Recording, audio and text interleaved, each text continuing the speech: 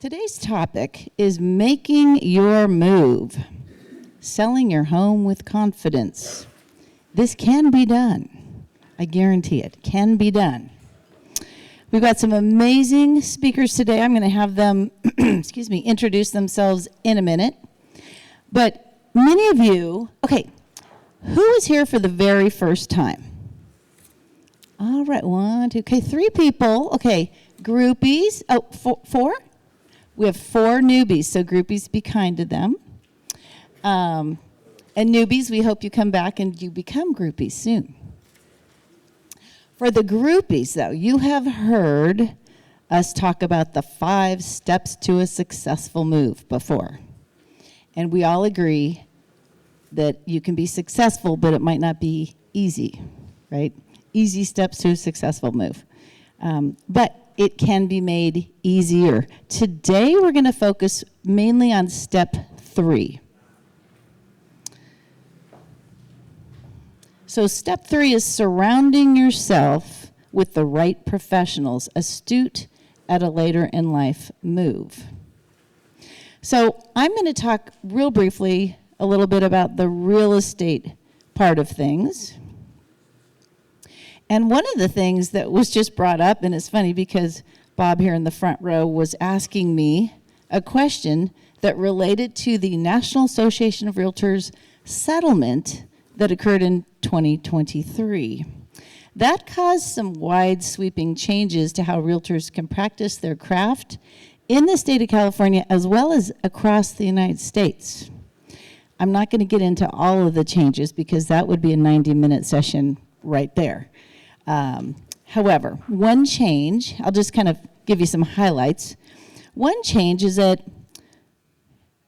it does not allow listing agents to post on the multiple listing service any longer if the seller is offering compensation to the cooperating broker, i.e. the buyer's agent. It's solely negotiated through the contract.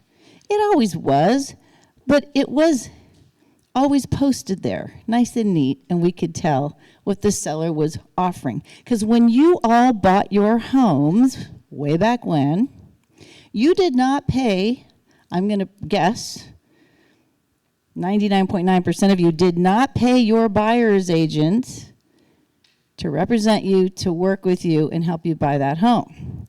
Your fee to them was covered by the seller. Buyers must now have a signed representation agreement. That didn't used to be the case. I always worked with buyers and sellers with a listing agreement, a signed listing agreement, because I'm a professional, and busy professionals, you need to have some sort of an agreement, a contract, a beginning date, an end date, compensation. It explains who's doing what when. But now you must have a signed agreement before you can even open a door and show anybody. So sometimes somebody will call saying, "Oh, honey, I'm Jane's neighbor next door. I'd just like to pop in and see the house."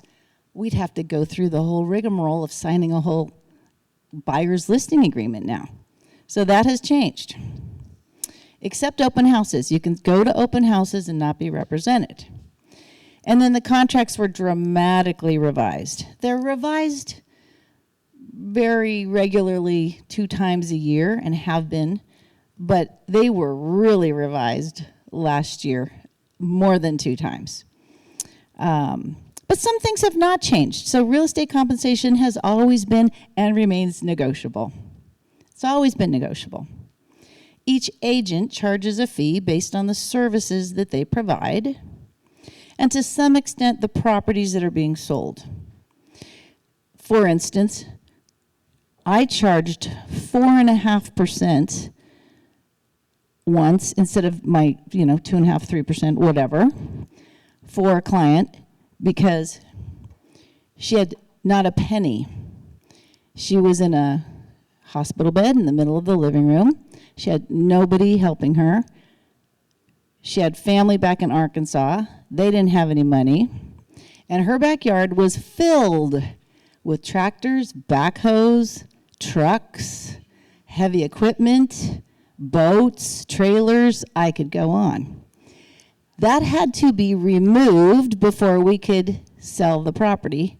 I paid for that removal, which cost about $4,500 out of my own pocket, but I covered it through my fees. So you see when I mean, find out what services the agent would be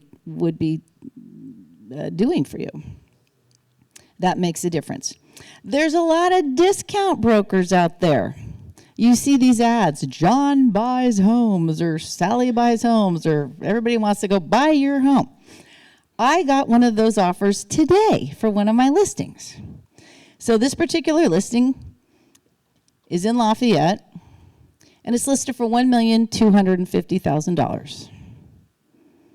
This offer is an unrepresented investor, and sure, he's going to close, no fees, going to close in a week. He's offering $600,000.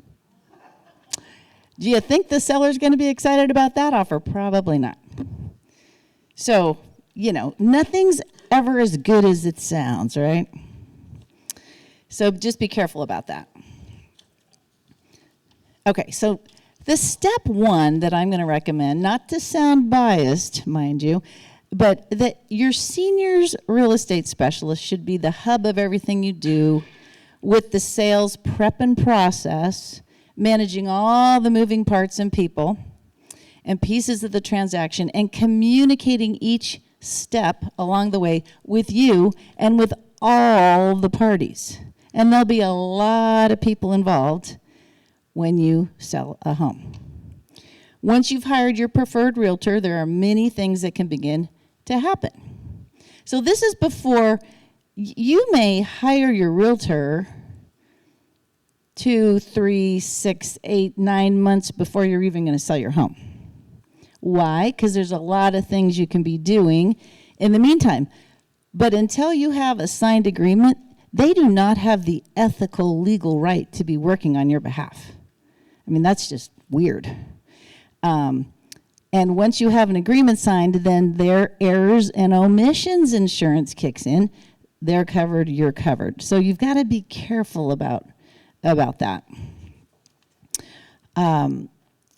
So I strongly recommend, and you'll see in the contract, it strongly recommends, because anytime you see in the contract something is in bold and underlined, that means those California Association of Realtors legal eagles, the attorneys down in LA, want you to actually pay attention to that clause. And there's one clause like that says, you may want to strongly consider getting pre-sale inspections. Pre-sale inspections. And that may include a home and a pest. We're going to talk about more of that today. Other inspections might be things that the buyer might be wanting to inspect. And you may want to get a head start on that and find out anything that might be lurking that you didn't know about your house, because we don't know everything that's going on in our house. We don't have x-ray vision. Most of us go under the house too often. So a buyer might also include wanting to do a chimney inspection, a roof inspection, pool and spa inspection, if there are signs leading to reasons why you might want to do a foundation or a soil inspection, drainage, sewer lateral, HVAC, the list can go on and on.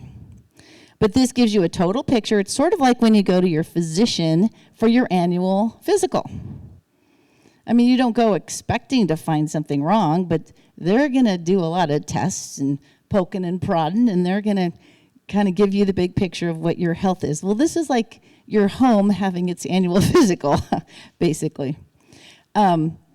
Maybe it's because I'm in real estate, but I used to do a home and a pest inspection about every 5 to 7 years in my home, even though I wasn't selling, because I wanted to know what was going on.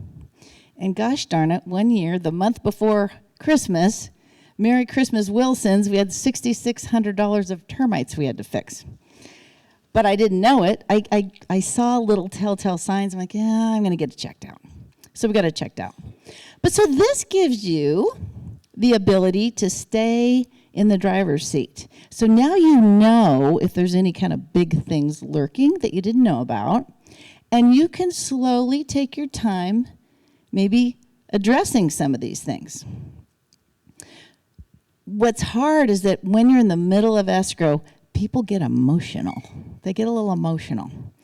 And remember, we sellers, we sell our homes based on memories and emotions. We're connected to that home. The buyers are just looking at their pocketbook. They haven't had the chance to make memories in your home yet. So they're looking at bottom line. They're not as emotionally attached yet. Your agent can also open a pre-sale escrow report. This way you can see if there are any red flags that show up. And I'll give you an example. I was working with this great couple, and he was a CPA, retired CPA, and their title report came back showing that he had a private loan to a gentleman that was $36,000, and it had been taken out back in like 1975. And he said, well, I paid that off. Well, the title company could not find any evidence. He didn't have any paperwork. The company had closed. The gentleman had passed away. And if the title can't find a paper trail and figure that out, because it's just based on his, saying that he paid it off, then the seller has to they have to buy a bond to cover that lien.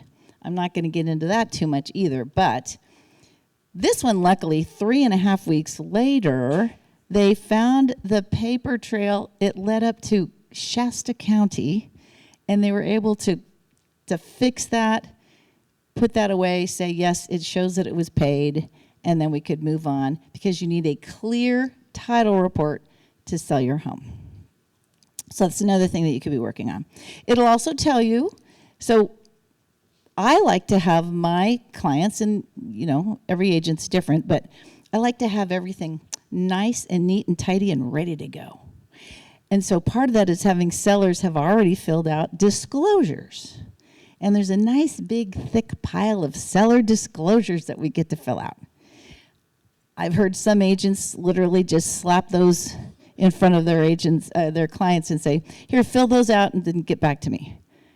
I think a good agent is going to go through those line by line and kind of guide you and talk about some of those things with you. But by opening that pre-sale title report, it'll tell you if you have CC&Rs, which are covenants, conditions, and restrictions. And those are usually created back when the builder of your home, maybe all the way back in the 40s or 50s, would have created those. It'll tell you if you're up to speed on your taxes. It'll tell you if you have easements, what kind of easements. So all of those things you'll need to know anyway when you're filling out your disclosures. And then again, we talked about you'd have time to slowly be doing some repairs. Paul's going to talk a little bit about what a health and safety item is, what a Section 1 item is, what some of those things are that you might want to do, and some of the things that you might not want to do. And in that time period, when you're kind of getting ready to get ready, your agent can set up appointments to get bids from vendors. You might want to find out what it would cost to paint your home. Maybe you haven't painted your home for a while, inside, outside. Maybe your rug is a little older than 7 or 10 years old, or you've had little pets, little furry pets. Might want to get some bids on those. You can be getting bids on those. You can get your stager's bid. And that's a good time to have the stager come over. They'll take measurements, they'll take photos, they'll go room to room, and they'll start to kind of get a vision of what the feel of your home is and how they would show it off to its best and highest use, each and every room. Whether it's a huge room or a smaller room, you can always make it look more spacious. And we want a really good plan for that, because that's what will show up first in your photos. And during this time, your agent can also be visiting the other listings in your area. And typically, your agent is going to look at the stats that we know an appraiser is going to look at. So an appraiser typically will go back 90 days in time. So sometimes when clients say, well, my neighbor sold for $10 million, Well, when was that, Mrs. Smith? Well, that was 3 years ago.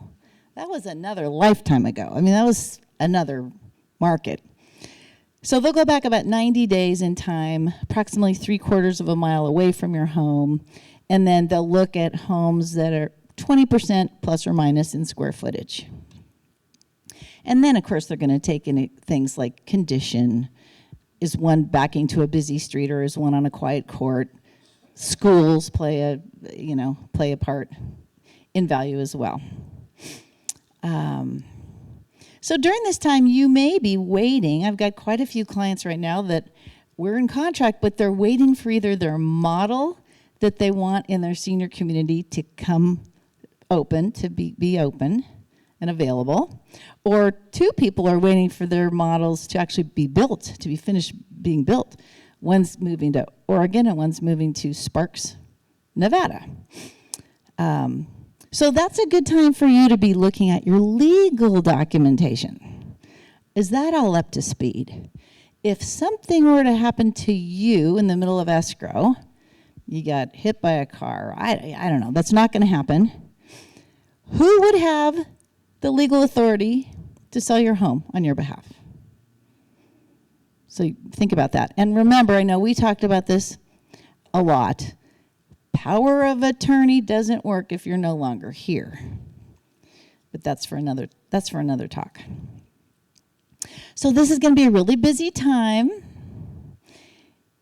And in my mind, my job and a good agent's job is to make sure that you are not overwhelmed, but that you're as relaxed as possible.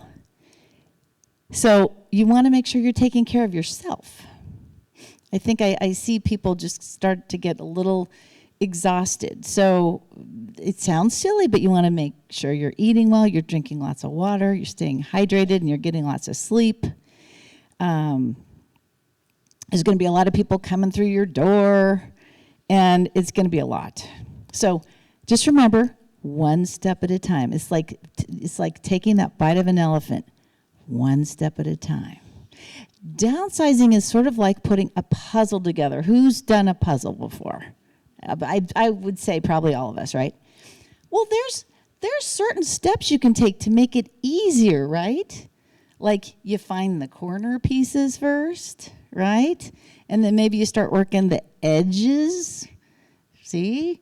I mean, it's sort of like that's what downsizing is like. There's certain things that should happen in order, and it makes it easier. And all those pieces of the puzzle start coming together with a lot more ease.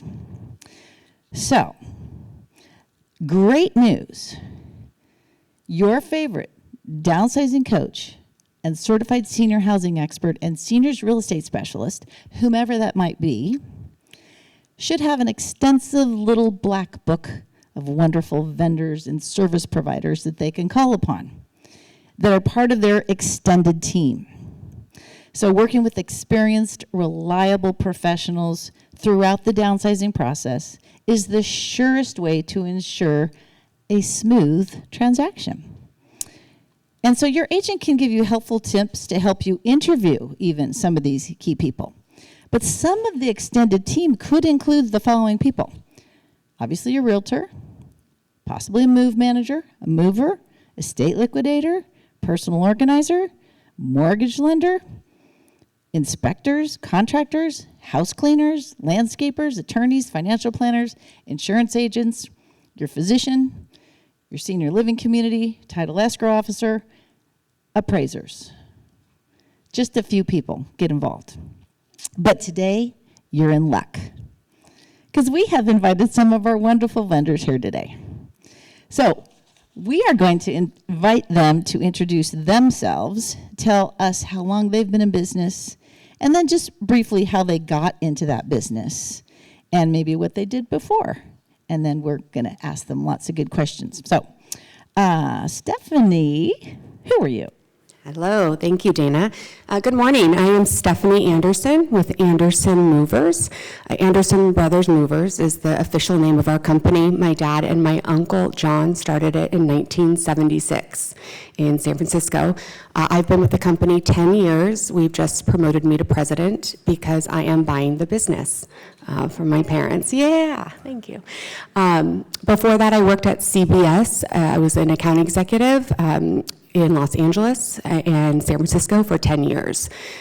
So I am the person that does the estimates. I am doing networking, marketing, hiring, firing, kind of a jack of all trades at the company.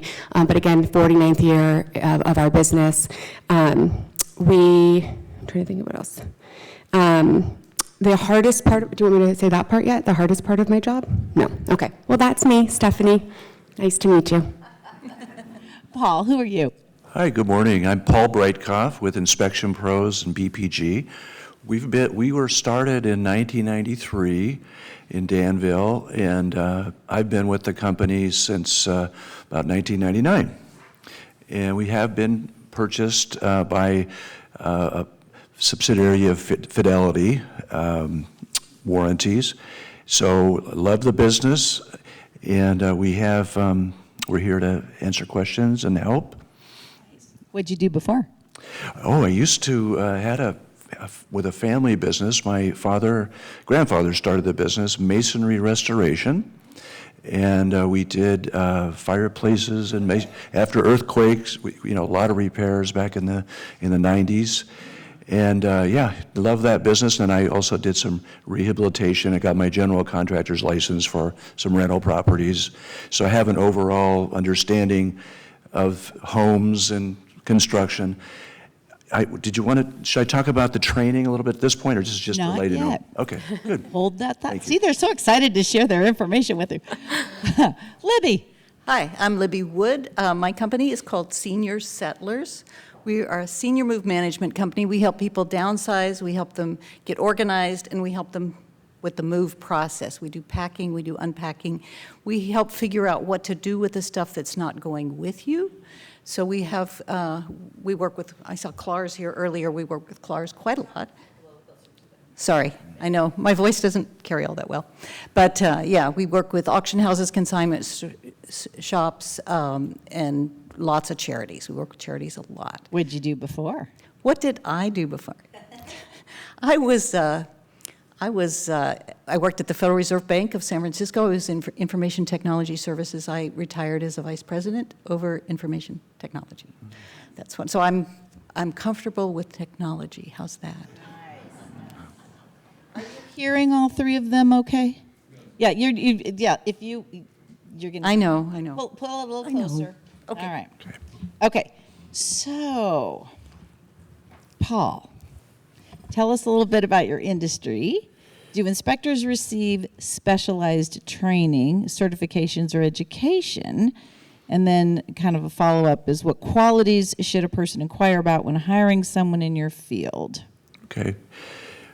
Home inspections was a fairly new industry back in the late 80s, early 90s. People would just buy homes based on a friend's opinion.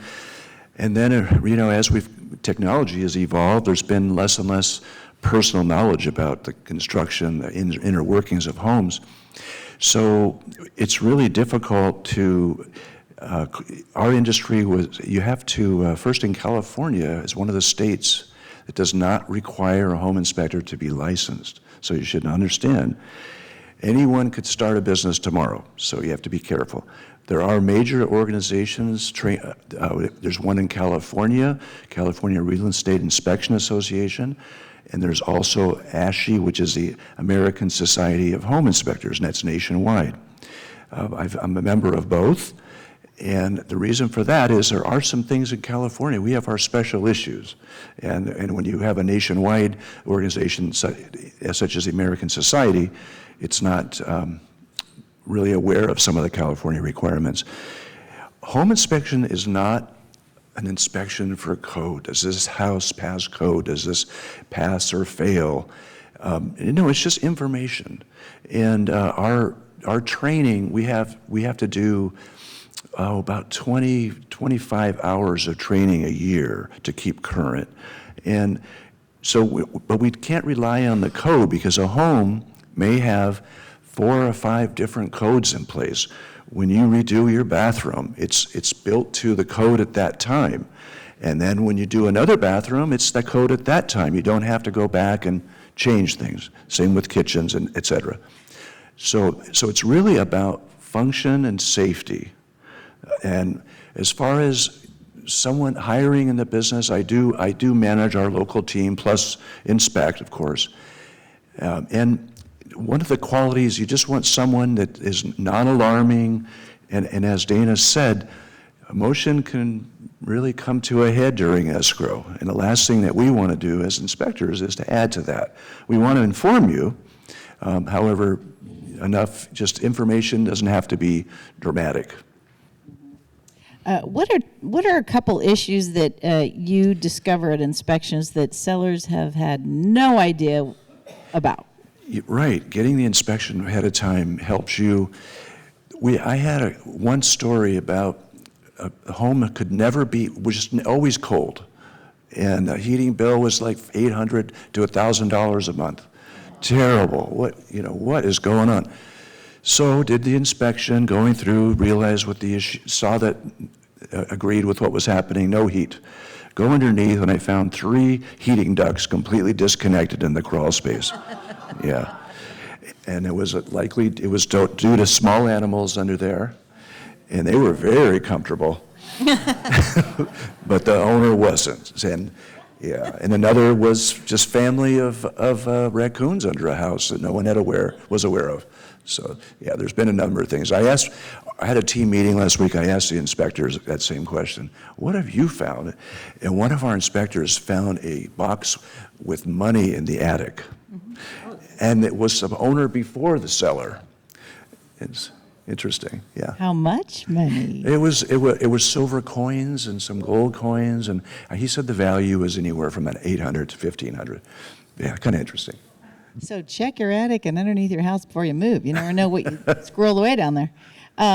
So why wouldn't we want to just have like our favorite contractor do our inspection for us?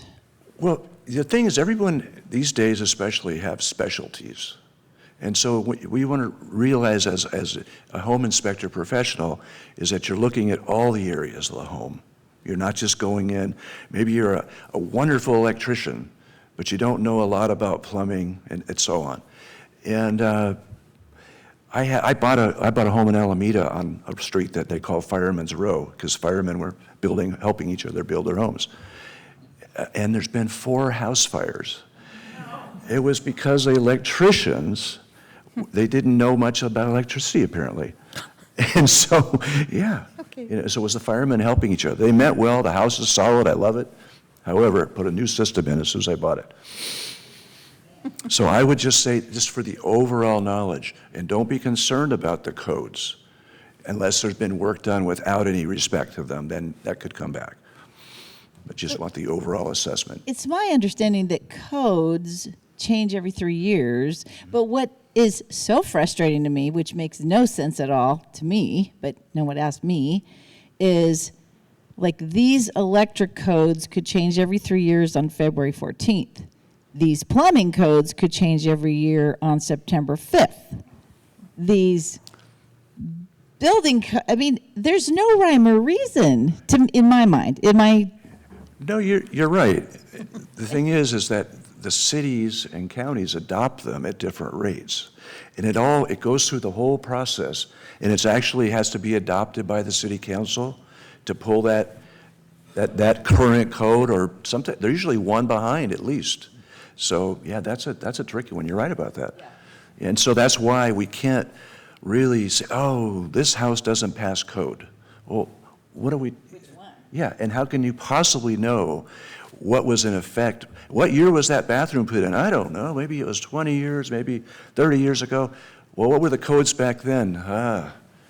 So what do you recommend sellers do if they have a question about if something in their home is to code or not? How do they go to their city or county and find that out? Well, The easiest way typically, just to kind of get a read on things, is to check the permit history.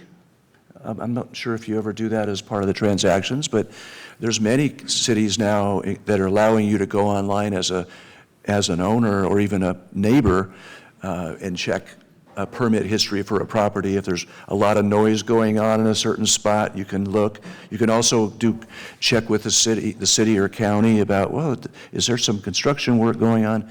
But I would say that's a starting point just to see. But remember, some work could be done excellent, first-class work. It's just they didn't take out a permit.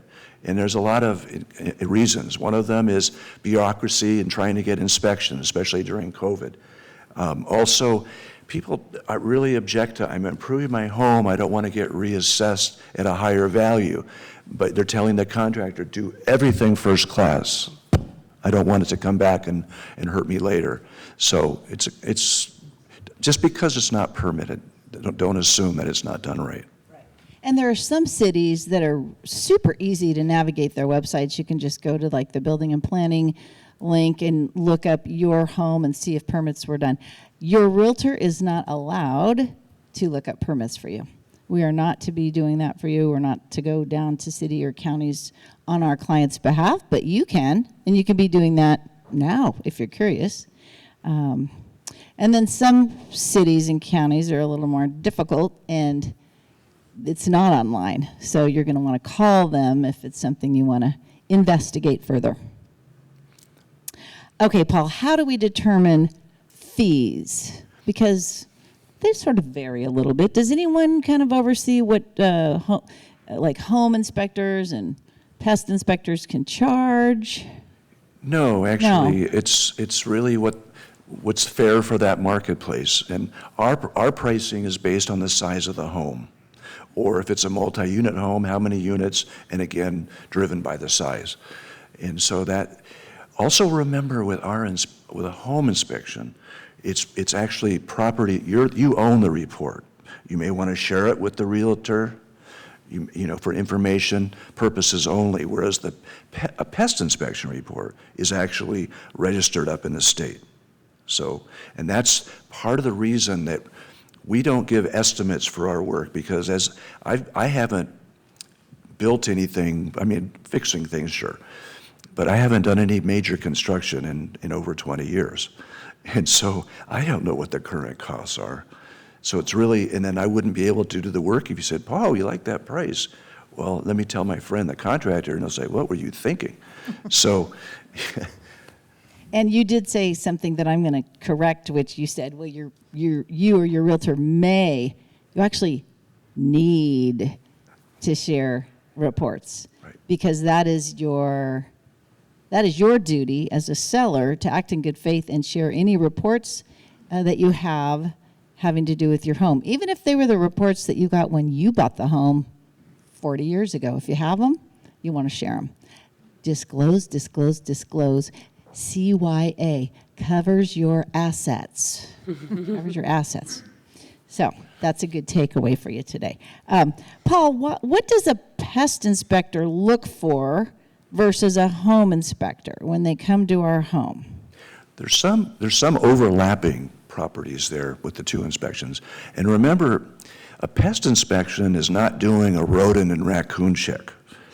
They're looking for wood-destroying organisms, and those can be a fungus, those can be termites, wood beetles, there's many types. Some come from the soil, some fly. So they're specifically looking for that. And also they're looking for like root causes. You know, there's leaking going on. That's causing an environment where an organism could grow. So we saw the pest report had something about a leaky pipe, and so did you. Why did I need both inspections? Well, if they see that or they see a horrible foundation, they're going to make a comment, but that's not why they're there. So we are looking at all the systems and components. They're looking specifically for wood-destroying organisms and other things that could lead to that. And I know that you guys do, well, home inspect, you know all this. What is section 1 and 2 in a pest inspection? Yeah, great. Well, so there's always the, what do I do first? This is a report that's lengthy, and a pest inspection, section 1, is treatments needed now. We found termites, as you mentioned about your home. It needs to be done, it needs to be treated. Maybe there's damaged wood involved too. That'd be section 1.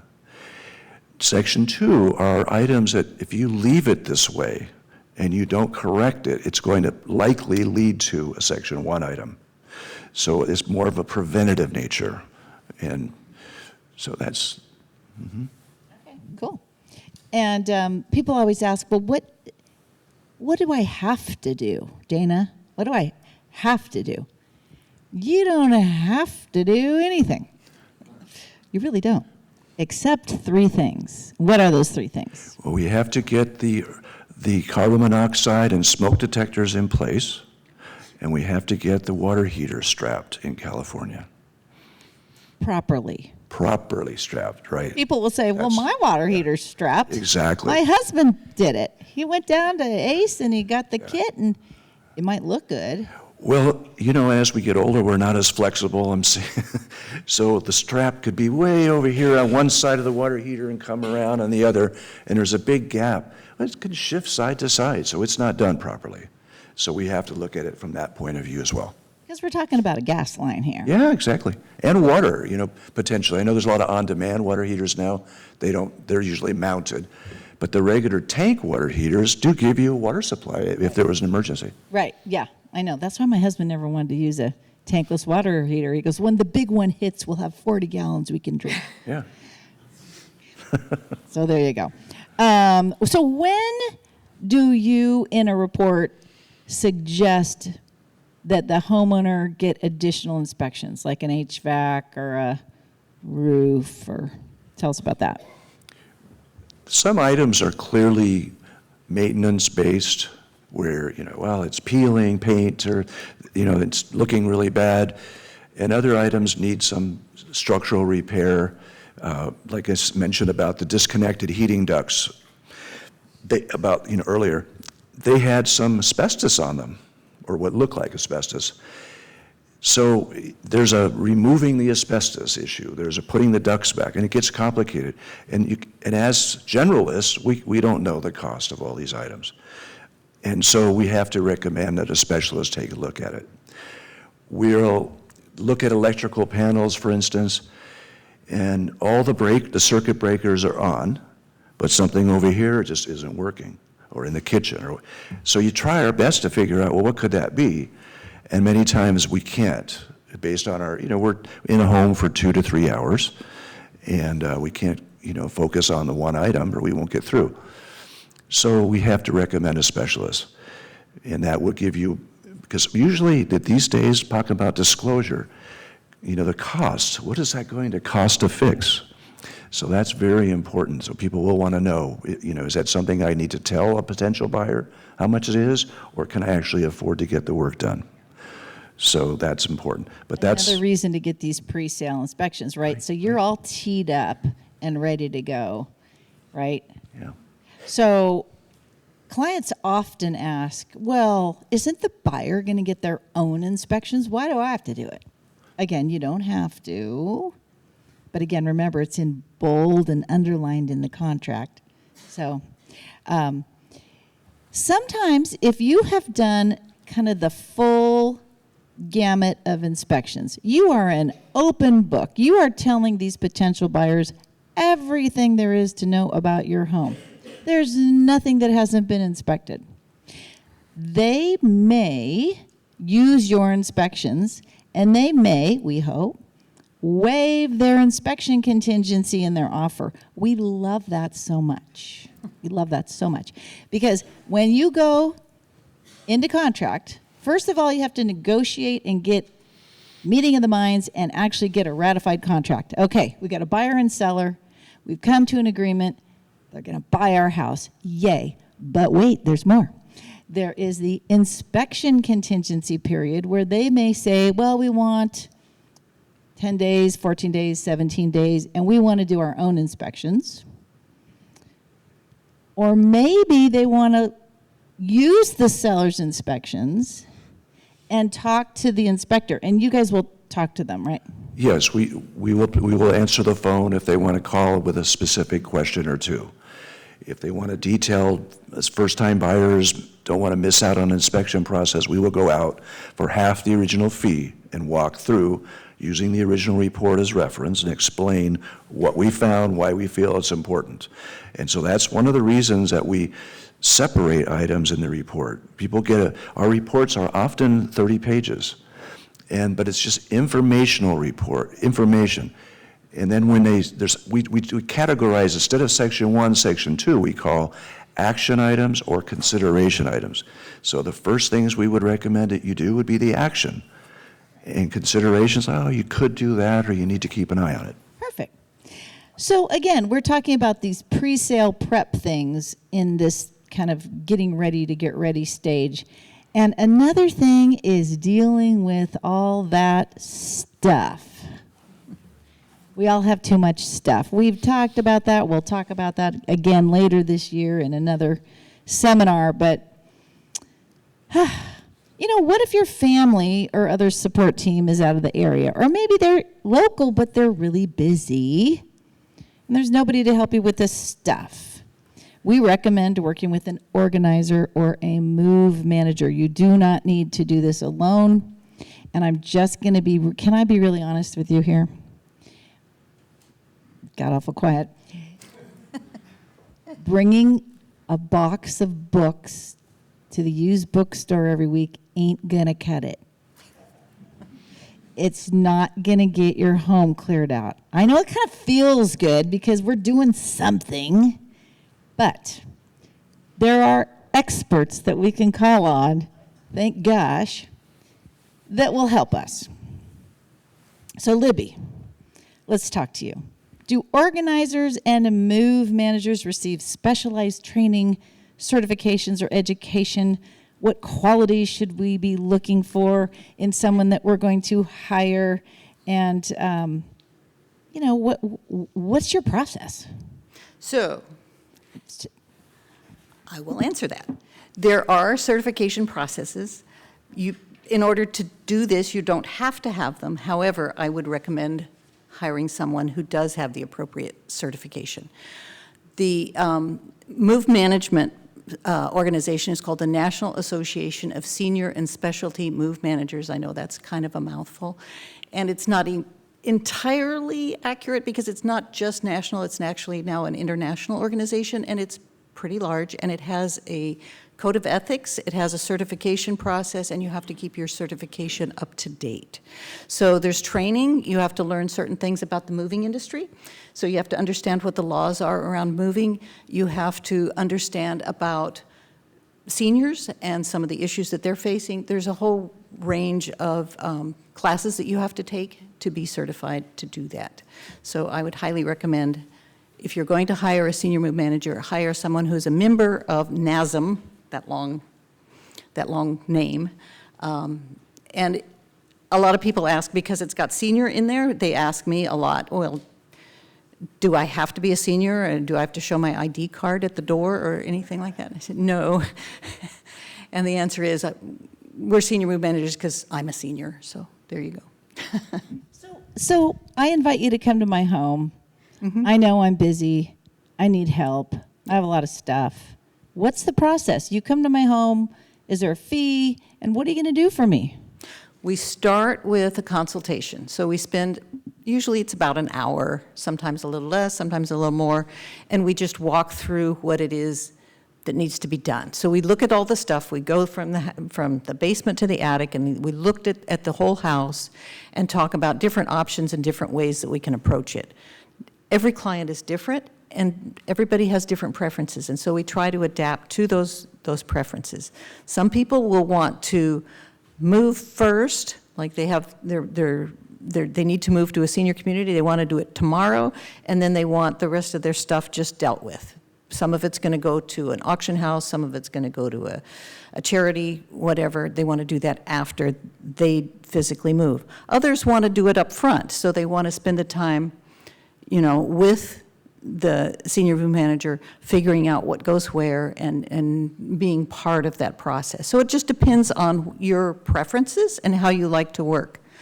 So the consultation's free, and then once we're done with the consultation, we'll go back, we'll write a proposal. The proposal lays out what we agreed to in the consultation.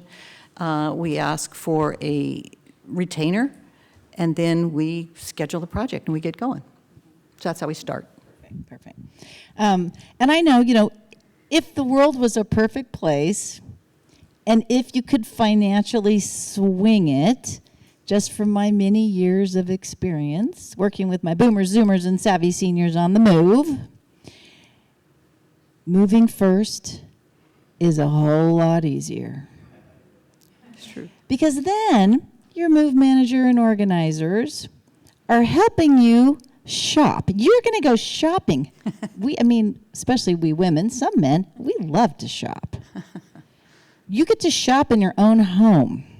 And you're going to go room by room, closet by closet, drawer by drawer, and you're going to pick the things that you love, that you want, that you need, and that will fit. Mm-hmm. And really all the rest of the things will magically find a new home. That's a kind of a cool deal, really, if you think about it. So moving first also allows you to get all set up. Your move manager will actually get you all set up in your new place. Mm-hmm. Hang your art on the wall, get your little kitchen or kitchenette all organized, your bathroom, your favorite lamps next to your favorite recliner. You go to lunch, you come back, you're sleeping in your bed that night, and the bed's been made. Mm-hmm. Sounds pretty good, right? It's worth every penny. And the people that have used these services tell me it was worth every penny. So I had another cute couple, super nice people. All my clients are nice. But they said, "Oh, honey, we know it's time. We know we need to move. We don't really want to move, but we kind of do want to move. This is too much." They lived in a 2-story, 5-bedroom, 3-bath, with a pool on 1/3 of an acre. He was 92 and she was 90 in a walker. But she said, "I could never move. We have too much stuff and I can't do this and I don't know what to do." And in their case, one of the daughters was in Vegas and the other daughter was in LA, I think. And I said, "Well, here's what's going to happen. You're going to have a move manager come for 2 days. How does that sound?" "Well, fine, but I just don't see how this is going to..." Anyway, we had a move manager come for 2 days. Now, a day is not 8 a.m. to 5 at night because we would be exhausted. But it's maybe, 3 or 4 hours. And I said, "I'm going to check in with you on the 3rd day and see how you're feeling about all this." Called her on the 3rd day. "Oh my gosh, they're fabulous. I can see there's a light at the end of the tunnel. We can do this." So that was them telling me. I knew it would help. And you just kind of have to see that there is a process, and you just chip away at it. You chip away at it, but it can be done. But when you go out to your garage and your eyes glaze over, how am I going to get rid of all this stuff? And who's going to want the tools? There's always that. Okay. We've sort of talked about the different ways that you want to talk any more about do we do an estate sale, and when do we do that? Can do an estate sale. You asked about what's the perfect scenario. Yeah, and in what order? The perfect scenario, the easiest and the most cost-effective, to be honest with you, is to do a move first and to do a plan. And we have a number of ways we can do a plan. We have software that we can use to do it, or we can do it on the back of a napkin, however you like to do your planning. If you're real detailed, we'll do the software. If you're not so detailed, we'll do the back of the napkin. And figure out exactly how the new home is going to look and what stuff you want there. So start with that. Then I would say do the move. Leave a gap. This is important. Leave a little bit of a gap between the time you do the move and you do the clear out of the old house. Because sometimes there's that tea chest that you had in the garage and you forgot about, and you feel like, oh, darn, I just wish I'd brought that tea chest with me. So, Or I've seen the opposite. They bring too much. yeah, And they said, well, we can't fit this side table in that living room after all because the door won't close. Either so they have way. to bring it back yep. and get maybe a smaller chair they'd left behind Right. or a smaller something.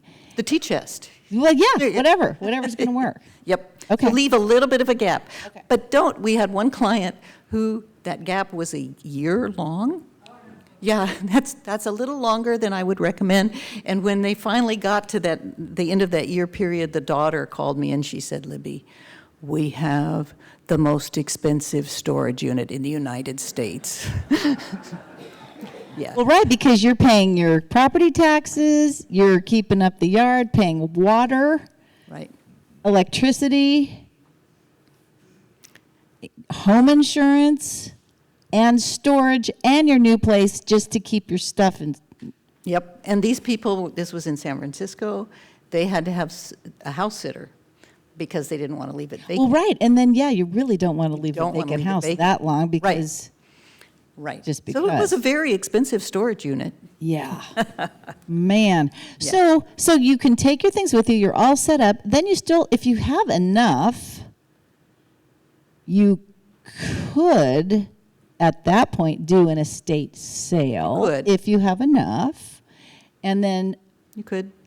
Or you don't do the estate sale. we don't do estate No, sales. That's No, a different. We don't. I mean, we have done them. We find them not to be terribly cost effective. So Right. that's why we don't do them. But there are some estate sale companies that we recommend that are good estate sale companies. It's hard to make a profit with an estate sale, I'll be honest. Yeah. We prefer to work with consignment stores and auction houses. And the advantage to those is that you're taking your stuff, it's going to be on their showroom floor, it's going to be in their auction, it's going to be there a while to get a much broader audience than you would get with an estate sale. So more people will be seeing your items, so you get a better price, and it's more likely to sell. So that's why that's our recommendation rather than doing an estate sale. So I think something else we should explain is if somebody hires a move manager, they're not paying you day after day after a day by the hour, by the hour, by the hour. You're going to come, you're going to give them possibly some homework Oh, yeah. and say, you know what, I'm going to check back with you in a week or 2 weeks. Well, it can go So that there way. are things that they could be doing. Yeah, we also get calls like, everyone's different. I've said that before. But we get calls where mom is in the hospital, she's going to be released, she can't move back to her house, the doctor won't let her. Could you go in and pick out some stuff and set her place up in the senior community so that it's ready for her? And we do that quickly. So there are those kinds of situations. So anything from that all the way to, in and out and checking in with people over time. Or, most often it's in between there somewhere. So I bet there's a lot of people here today that you're thinking, well, I mean, someday we might have to sell our home, good Lord. And there are things you could be doing. So maybe some tips for us that if we're those kind of people that like to bring the box of books to the library one box at a time, like what are things we could be doing? Like what's some good DIY tips? Maybe give us three or more DIY tips. I've got like hundreds of them. Sure. So I would say, first of all, if you have a broken appliance, don't put it in your garage, right? Take it to the recycling center. Done, right? If you have clothes that you don't wear, take them to a place that, will resell them so that somebody else can love them. If they don't fit you anymore, why not? Downsize that. Go through your kitchen. Make sure that you've got all your food is not past its expiration date. If it's past its expiration date, let's let it go. These are just, I could take up your whole time on these things. I personally keep a little paper grocery bag in my closet, and if I'm wearing something and it annoys me in any way, it's like, oh, that's too short, or it's got a tag that rubs on me the wrong way. It goes in the bag, and when it's full, I take it down to a charity. Just just make it gone. I'm not going to keep it in my closet thinking, well, someday I'll lose weight, or maybe I'll repair it, or maybe if I could wear it inside out, no, that's not going to happen.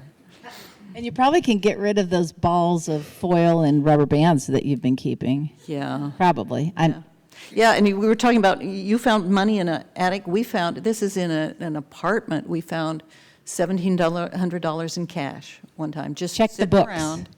It's just sitting around cash. yeah. Just So, we have one coming up in a few months, and we're going to talk more about just the stuff, right? Just the stuff. We're going to get really deep into the weeds of the stuff. And we'll dig deeper into the estate sales and all those good things, pros and cons and things like that. So what are your fees, basically? I mean, what is the going rate in the Bay Area? in the Bay Area, we are actually one of the lower ones. It ranges anywhere from about $90 to about $150 an hour. That's the range, I would say. And we're on the lower end of that. But yeah, that's, and most, I would say, about 80 or 90% of senior move management companies charge by the hour. There are a few in the country, but I don't know of any in the Bay Area that charge by the project rather than by the hour. It's difficult to do that, to charge by the project, because, you know, you've got a two-bedroom condo, and so you'd have a rate for a two-bedroom condo, right? We did a two-bedroom condo the other day that was absolutely full up to the top of the door frames. That would be a different cost, right, than a two-bedroom condo that's minimalist. In general, will my move manager ship things to my daughters out of state? Sure, absolutely. Will my move manager pack for me? Yep. Will my move manager get rid of my piano? Yep. Not We a will- bad deal. Not a We'll bad try deal. to sell it if we can. And will you arrange for the mover, or do I need to do that? We'll do it. Or you can if you want. I mean, some Okay. people have their preferred movers, and like my brother-in-law's a mover, I want to use him, fine. That's Awesome. okay. Well, speaking of movers, Yeah. we have one here today. And we're going to ask Stephanie what questions we should be asking when we meet with a mover. I mean, I think, okay, move my stuff. Great. Where do I sign? There's more to it than that. There is. And sometimes it's whether it's like, is it a local move? Is it out of state? There's licensing. Bad stuff happens. I don't even know. What are some questions we should be asking? Great. Well, I'll start with saying there are two different types of moves. You've got a local within state, so within California, and then you have, if you go out of state. Typically, out of state movers are affiliated with van lines like Allied, Mayflower. Some in-state movers can also be affiliated with van lines, but for purposes of my company, we are local California-based only to maintain control. So all of our employees are ours and not subcontractors, which I'll get to in a minute. But the most important thing, whether you're moving out of state or within California, you want to make sure you have a mover that's licensed. Not just a business license, but a actual license with the Bureau of Household Goods and Services. Short, it's BHUGS, BHGS. The Bureau is our regulatory agency in Sacramento. They are in charge of giving permits to movers. Anyone who moves used household goods on the public roads for compensation must have a permit. If you use anyone and pay anyone to move any used household goods on the public road and they don't have a permit with the Bureau, you're using an illegal mover. That's bad for, in general, using someone who's not legal, but there's no recourse for you if something goes wrong. There's no one to call to say, Anderson Movers did this, or, which we wouldn't, but, you know, there's no recourse for you. And also, it's just a liability for everyone on the public roads. So please make sure, whomever you choose, make sure that they're licensed. You can go to the website and make sure that it's active. Sometimes you'll see it says pending. That means they've applied for a permit, but they're not regulated yet. Sometimes it says revoked or suspended. Red flag, don't use them, okay? A couple quick other things is you want to make sure that you talk to them about, do they use their own employees? right? So if a company has their own employees, they've vested into those employees to properly train them and to take accountability should anything go wrong. They're human beings. I don't foresee AI or robots taking over, moving a triple dresser down 3 flights of stairs anytime soon. So I think we're safe for right now, but they're human beings. Mistakes can happen. So you want to choose a company that has been around a long time, that has good reviews or references, but that has a physical location that you can go to, someone that you've met in person, a phone number, that way you can just make sure that you're, dotting all your I's and crossing all your T's. So what other assistance can you offer me while I'm getting ready to, do you pack too? Absolutely. Or? Yeah, so you can ask your moving company if they provide packing services. We do. We also provide unpacking services, but I generally try to recommend using someone like a Libby for unpacking. Our movers are the strength. They pack, we're open Monday through Saturday, so the guys are either moving or packing every day, but they're not organizing. They're not making things look nice and cohesive. So a straight unpack, just putting things into the cupboards. Yeah, let's be honest. So I do defer to, organizers or move managers for the unpacking, but we do packing. We have, most movers have storage for long-term or short-term storage, vaulted storage. So we're no access. So if you're going to be wanting to store for 6 months or 3 months or a year, you're going away, or you're looking for a home and you don't need access to that furniture like a self-storage. And then we just have vendors and partners as well, Clars. Our company happens to work with a lot of fine art and antiques, because my dad started an antique business before this company in San Francisco, so that's kind of our specialty. So you can ask your mover what else they can do. We're typically, though, the last on the train, so to speak, right? So you have your realtor, you have your inspectors, you know where you're going. We're kind of the last to come in. What can't I pack that you'll move? Nothing flammable, so propane, I have my clients take themselves. Cash, jewelry, and prescription medications. We just always, even though I know all of our employees, they've all been in my home, we always have our customers sign something to the effect that they have those. It's just important to maintain your jewelry, cash, and prescription meds with you. Okay. Yeah. That's all. What about TVs, electronics? Yeah? Yep, we could do that. Yes, we do. And as most movers will also, I believe we do, provide you TV boxes for the transportation of those goods and wardrobe boxes for your hanging clothes, usually free of charge. Nice. Yeah. Do you offer discounts for seniors? Sure do. So one of the things that my father taught me in this business is knowledge and transparency. So we educate and bring knowledge. It's a very scary time for anyone to move, but it's most, I think, traumatic in general when you've lived somewhere for 40 plus years and you're making a whole new start somewhere. So we, work hand in hand with you and whomever is on your village that's helping you do this, and we offer a 5% senior discount, or same with veterans, and same with realtors that actually use us. We extend that discount to them too. Nice. Yeah. And let's see, what if something does get broken, because stuff happens, right? How does someone, not just your company, but movers in general, how do you deal with a claim? How does that work? Well, that's first, again, just to reiterate, when you hire someone, making sure that they're people that have been around, that have positive references, maybe someone that has had an issue. We have not been perfect. We've had claims, and it's how we handle it. So it's before, during, and after the move that makes the most difference. So if we ever get a claim, when you move with a licensed mover, you have free basic valuation. So every licensed legal mover is required to give you free basic insurance. It's very minimal. It's 60 cents per pound per article. So if something weighs, say, 100 pounds, in terms of money, the liability is $60. I always recommend, when I'm doing my estimates, I tell clients that they can ask their homeowners insurance if they cover goods in transit.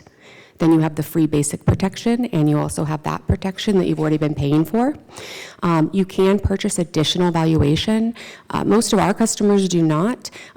It's very expensive, but it is there. It's depreciated value and actual cash value, and your mover can go over those. Everyone has different ways to do it. Like, we don't have a deductible if people purchase that, but other companies might. So there's different nuances that you have to know. But I always say, we've been in business 49 years.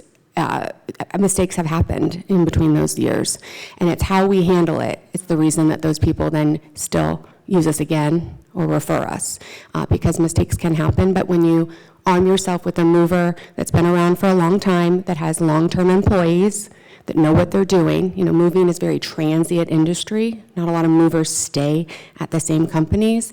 So when you have people that have been with you 20 years, 18 years, 15 years, like with our company, those are people that know what they're doing. So the risk is a lot less that something bad can happen. But even if it does, we want to go above and beyond. Last question for you, Stephanie, is cost, right? If we get a bid, so do we ask our moving company to provide us like a binding quote or like a not to exceed estimate? Like, what should we be looking for? What's better or worse? Well, there's two ways to do it. You can get, in order for something to be a legally binding not to exceed estimate, you have to have an estimator that comes in person to visually inspect your home and the goods that are being moved, right? So it's a binding contract of, okay, we're going to move these furniture pieces, these cartons, from here to there. We know what access is like at the old home, and we know where we're going at the new home. You can do you can do a legally binding not to exceed that way. If you call on the phone or get like a Zoom or a Skype, that's a guesstimate. Okay, you can do that. Sometimes we get called and, how much for a truck and 2 men, and what's your minimum, your hourly minimums, and then they'll just book us that way. But for larger, that's for smaller moves, I recommend always trying to get an estimate, because I also feel that if someone is not willing to take the time out to come give you an estimate, are you willing to give them your business? So I feel like estimates are important. It also makes sure that the mover can staff it appropriately, that we know of any nuances in your house, staircases, and disassembly, reassembly of items, so we can give a better idea of how long it'll take and how much it'll cost you. Yeah. We could also touch on staging right now, but that could be a whole nother hour right there. I can just throw in a couple things that I might say is when you go on the market and you list your home, you are entering a price war and a beauty contest. Price war and a beauty contest. And these buyers, bless their hearts, they're going house to house to house. And they've got this much money in their hot little hands that they can buy a house. And they are going to walk in your house, and how do you want it to look? And how's it going to compare with the house around the corner? Right? Price war and beauty contest. So, staging. Why do we do staging? Statistically, your home will sell for more. I've seen all different percentages thrown out there, but it'll sell in a shorter amount of time and for more money. So picture yourself walking into an empty room. So you're walking into an empty room, and it's, how it sort of echoes, and it's just an empty room. Now picture walking into a room you've walked in, maybe at an open house, and it's all decorated. And there's like a little reading nook set up. And there's a comfy little throw on the bed, and the lighting is right, and it just looks very inviting. We're trying to reel in those buyers and start to get them emotionally attached to the home that you are already emotionally attached to, right? Stagers do some very smart things. They will use pops of color or some item of interest to draw the eye to something that's a really awesome feature in that room. Or they may use it because they're drawing your eye over here because they want you to ignore this thing over here that we can't change, right? It's like, don't look over there, but look over here. Sometimes it just has to do with the space. So picture a really heavy wood dining table set. And now picture that same space with a glass-topped table. It just gives the illusion of more air and light. It might sparkle a little bit. They also will use the appropriate size furniture, and they will create the right flow of each room. So you want to have a flow to rooms going from room to room, and how would your guests kind of walk through a room? They know what they're doing. It's great. So more quickly, typically for more money, they're going to ask you to depersonalize. Can you live in your home while it's staged? You can. It's actually much harder, you can imagine, for a stager to stage around your things, right? Because they have entire rooms that they can bring in. Like they've got different rooms that might be perfect for the primary bedroom or a living room set with the pillows and the art and what have you. So now they're having to work with whatever you're leaving behind. Here's the problem. They may say, well, yeah, we can work with this, but we're going to ask that you kind of edit, and let's have these pieces go and vacation in your garage. So, we've got to find somebody to do the moving, or you can sometimes pay the stager to pay his movers to move those things. Some people think, well, I'm going to move first, but I'm going to leave these pieces behind for the stager. They don't want your pieces. And then you're moving it twice anyway, so it's going to cost you more money in the long run anyway. It's easier for them to come into an empty house. So if you are moving there, because once in a while people have to stay in their home. They can't afford to move first. They have to sell their home and then move to the next place. They need the money from the sale of their home. You can do that. Couple things that come up. Pets and staging don't jive too well. Your stager does not want your pets on his or her furniture. You can imagine, right? And you can use the bedding that they'll bring in, but then you're making your bed and then you're putting their bedding on top of your bed. And then if you're still living at your home, now you've got agents calling you.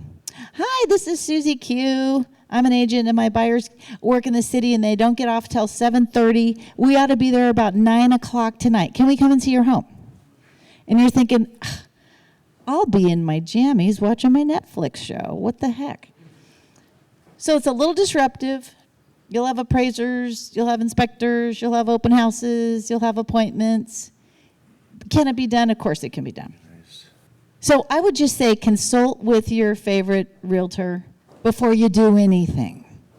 And get a game plan and know who your peeps are going to be and who will be on your team. And, maybe who's working on their what-if plan right now, your short and long-term what-if plan. Thank you, Robert. Thank you, Cliff. Start working on the what-if plan. What does that look like short-term, long-term? And then it'll all fall into place. Okay, well, looky, you guys are quiet today. Usually there's so many questions we can't get to them all. Well, let's do our darndest and give these guys a round of applause.